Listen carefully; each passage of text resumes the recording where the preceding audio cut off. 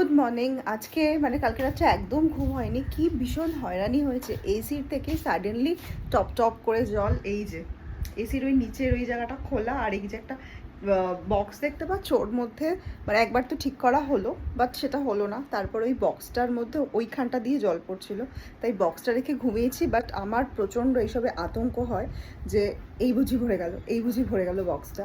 তো ঘুম আর হয়নি, রাত 2টোর সময়ই কাণ্ড হয়েছে। তারপরে ঠিক করতে করতে ওই সব কিছু করতে করতে কালকে ঘুমোতে ঘুমোতে রাত 3টে হয়ে গেছে, আর 6টার মধ্যে এক টিফিন বক্স জল ভরেও গেছে। তো এখন এখানে এভাবে রেখে সকাল 6টার সময় উঠে আমি এসি বন্ধ করেছি, আর মোটামুটি আধ ঘন্টা চললে এইটাও যদি পড়তো পুরো বিছানা ভেসে যেত।